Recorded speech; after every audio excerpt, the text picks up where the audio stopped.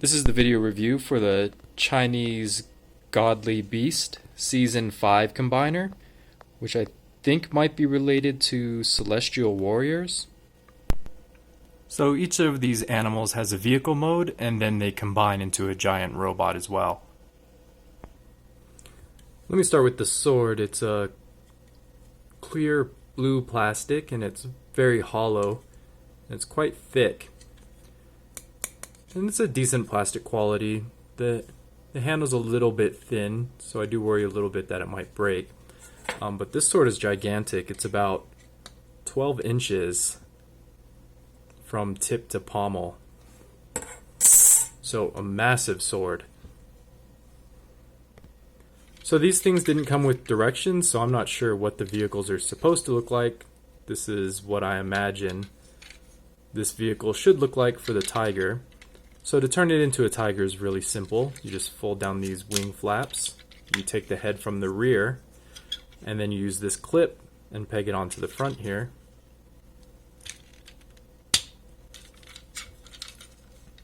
And then you lower these little legs, these hind legs, and then you unclip the tail from the back and pull it out. And there's your tiger mode, and he has no lower jaw, which is a little bit horrifying actually, but decent looking tiger. Its head is really huge and cute. And this is the other leg. It becomes a deer, I think. So you open the back panels,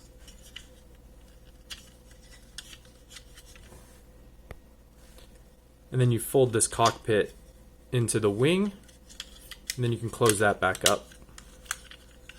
And then the head obviously removes from the back of the vehicle. It pegs into the nose area of the vehicle. Then you're going to pull the feet down and the rear legs. And I think that's what this is supposed to look like, a deer.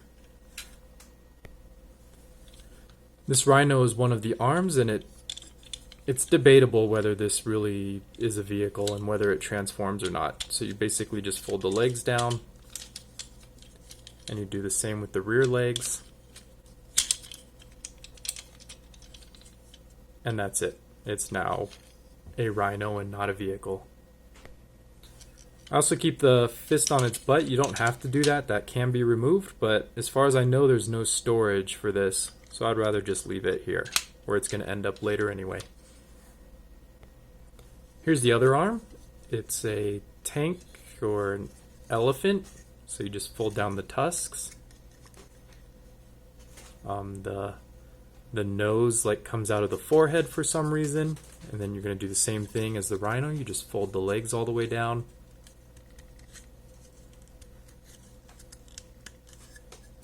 And I guess that's correct. Not sure. And then finally you have the falcon, I guess. So good looking jet. You rotate the wings so that they're facing front. One of them has a ratchet, the other one basically doesn't, has a soft ratchet. The head is the nose cone, and you just orient that the best you can. And then you can fold back these tail feathers. And I think that's just what the bird looks like. Here are the animals all together. They're looking pretty good. They're all kind of cute and really minimal looking. Okay, so now we'll get them all ready for combination. You're going to fold this tail back in, and it clips here into this notch so that it doesn't come out again. And then you fold the rear feet all the way up. And then you do the same to the forelegs.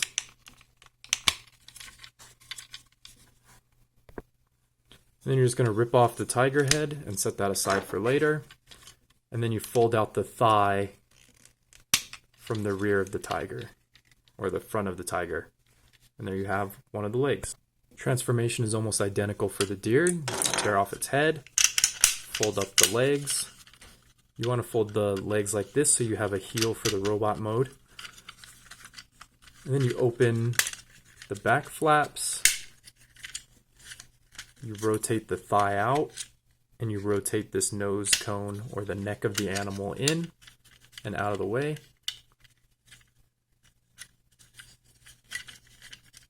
And you rotate the cockpit of the vehicle out of the leg. And there you have the other leg. Okay, for the rhino, you're going to pull off these shells. And those are going to combine into a shield for the robot mode.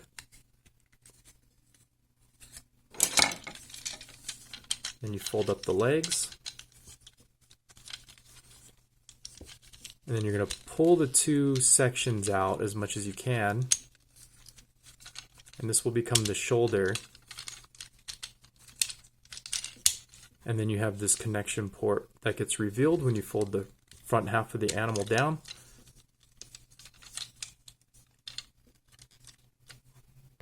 And there you have this arm, and you can put the shield back onto the forearm. And then you do pretty much the same thing with the elephant. You pull it out, you fold the front of the animal so you can pull out the combiner peg. Then you fold up the tusks. You fold the legs back. Now you have the other arm. Okay, and the falcon is pretty straightforward too. You fold the shoulder parts so that the painted detail is showing forward. You're going to hinge back the wings so they're totally out of the way. And then you see that's where the arms are going to peg in. And then you fold back the bird legs so they're also out of the way. And then you open this chest. You fold back the bird head. You rotate up the robot head. Close up the chest. And then these tail feathers will now become hip skirts. And you're going to rotate the waist all the way around. And then you take this piece off and then turn it around to make the cod piece. And then these thrusters are now going to become the hip where the thighs connect to. So we connect the legs. There's a ball joint in there, and you do your best to push them into the thrusters here. Okay, and now to peg in the arms.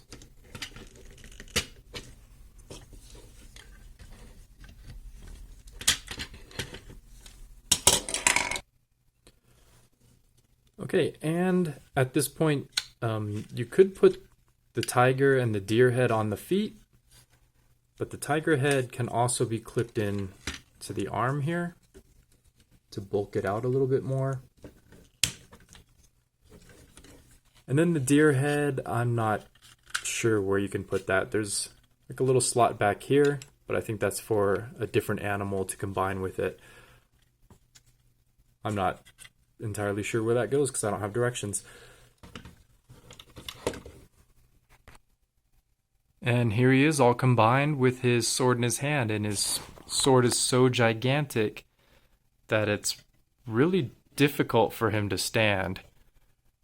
It's just, I mean, his feet are already really tiny and they don't have any articulation, so he's having a pretty hard time. But he looks pretty good. So here's a size comparison. I got the second largest set, or the medium size set, which was the Voyager size. So he's about 10 inches. And I would say this robot looks pretty good. His robot mode I would rate probably a 8, really. The colors just are really catchy. The shapes are really simple, but it blends together really well. The kind of issue for me is that the arms and the legs are just way too big for the kind of undersized torso here. But everything looks really good. There's, as you would expect, because the robot modes are so simple, the animals are so simple, there's just really not a lot of kibble. And he just looks pretty good all put together.